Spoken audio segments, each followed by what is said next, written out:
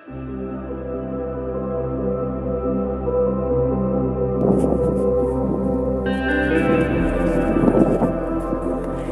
guys, and welcome to Berke Creations podcast, my knitting podcast from Transylvania, and it's April.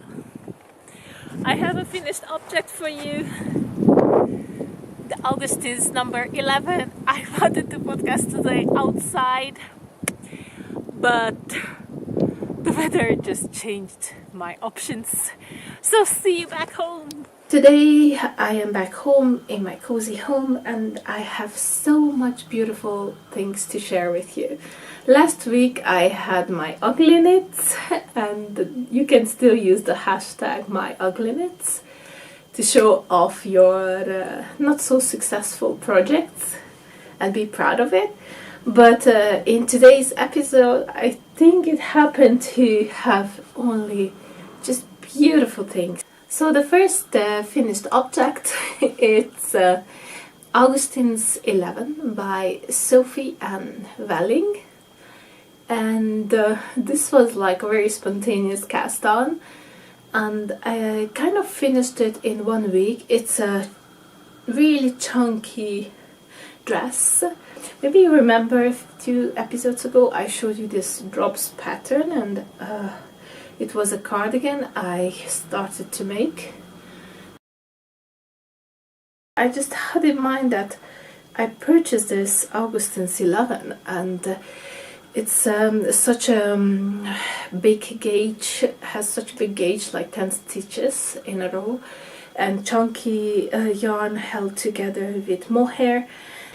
Maybe this kind of yarn, this fluffy drops air yarn, which is very light, would be more suitable for that project. So I took this one off the needles and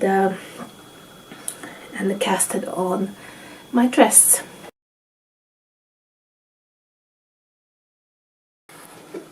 So here it is, my first finished object for today's show. Look at that halo. So it's my yarn is drops air, which is a wool tube that some alpaca fibers are blown through it, and it's very airy, very light yarn. And I held it together with a light, it's a light grey color, and I held it together with a light grey mohair.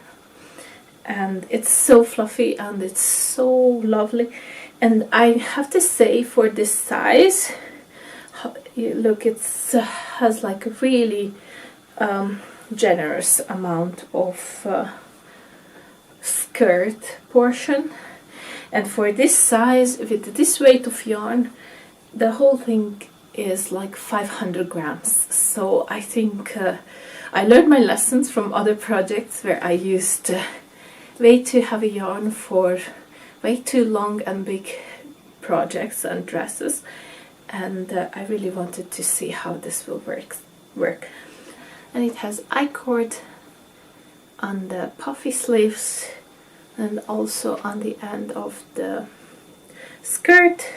It's supposed to have I-cord on the neckline. Oh, I still have ends to weave in, but I completely forgot about it and I was already wearing it.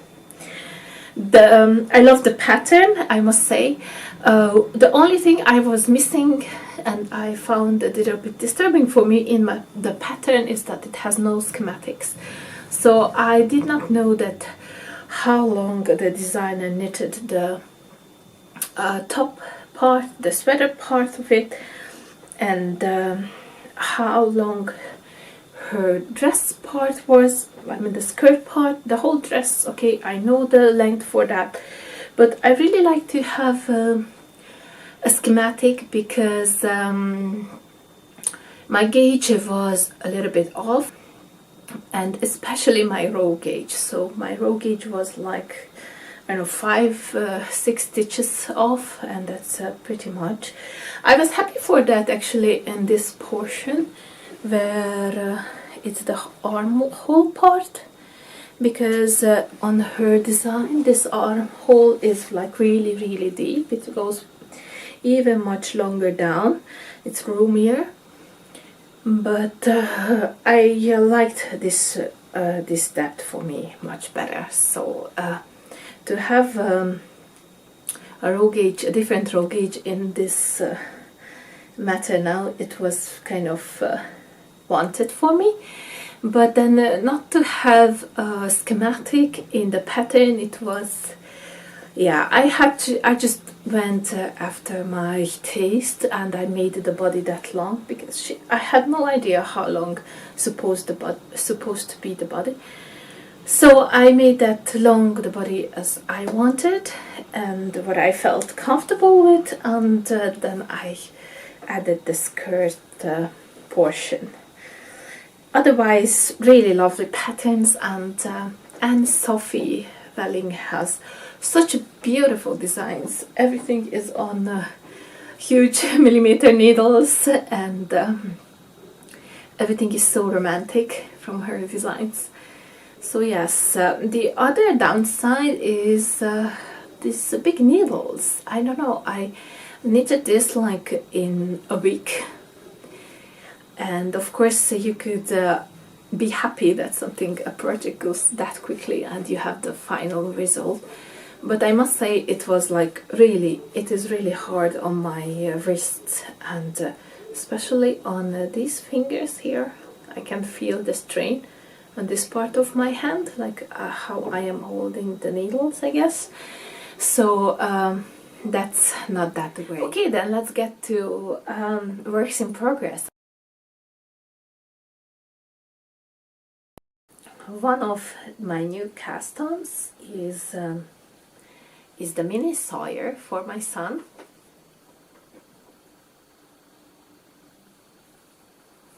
So this is a test knit by Sari Nordlund. A full body, it's beautiful cables with bubbles and moss stitch in the middle. It's kind of a little bit hard for me to show it to you because now I did the armholes and the back and one side of the back shape, and I don't actually put things on a hold on a scrap yarn. I really don't like to put them on scrap yarn. I usually have them on the cable, or yeah, so in this case I have still everything on the cable. You can see the front is smaller, and then the back, it's getting its shape. Lastly but not least, I have to show you this beautiful yarn that came in the mail just the beginning of the week, from all the way from the UK, from Virtual Yarns, from Jade Starmore. Thank you so much, Jade, for this lovely collaboration.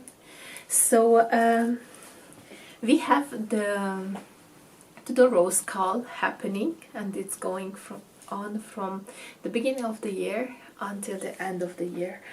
So, and I mean me and two other podcasters, Gabriella of Merryweather Knitting and Bella of 100 Acre Wool, and we were so lucky to receive this offer for collaboration from Virtual Yarns, and we got to choose for our patterns the yarn from their website, virtualyarns.com, and I choose Pebble Beach, the grey, and Storm Petrel, the blue, for my let me show you the Catherine Parr.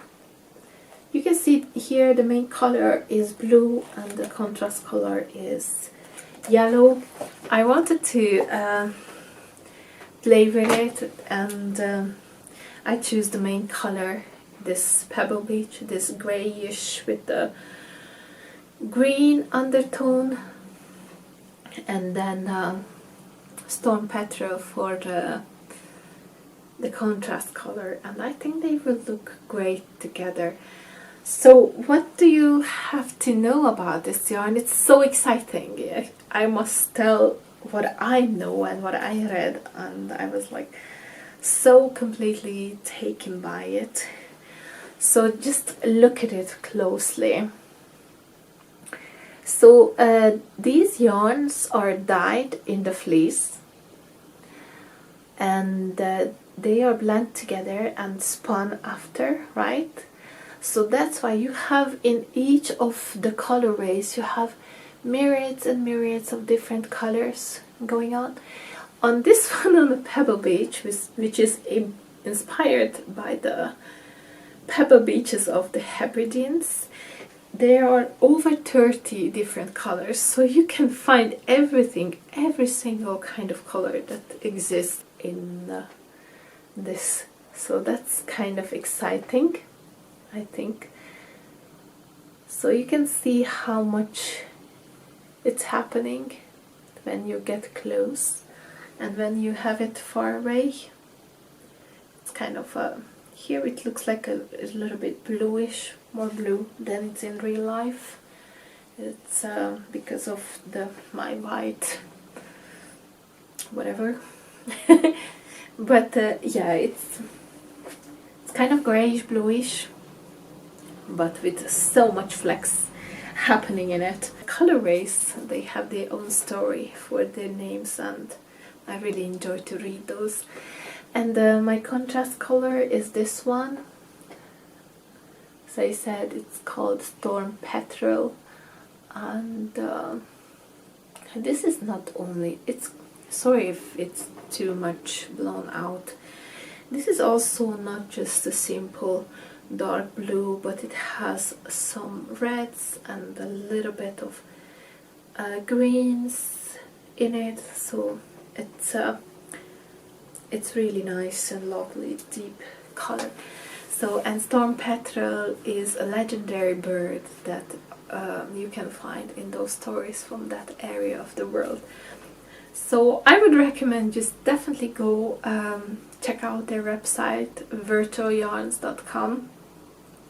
Only just look at the yarn and look at the patterns and read some of these stories. It's really so different from everything that I know, and it's just like magical to it was really great experience, a magical experience for me to choose my colors. Thank you so much for watching and for being here, and if you want to find me on Instagram, I am Berke Creations over there. I'm gonna change my name on Ravelry also to Berke Creations, because that makes things simpler. And I also have a Ko-fi account if you'd like to support this channel. And overall, I'm so much enjoying to make these episodes, and I'm so much enjoying your comments week after week. Thank you so much for all the love and all the support. I am wishing you a wonderful, wonderful, wonderful spring, and stay healthy and stay happy. So, just all the best. Bye.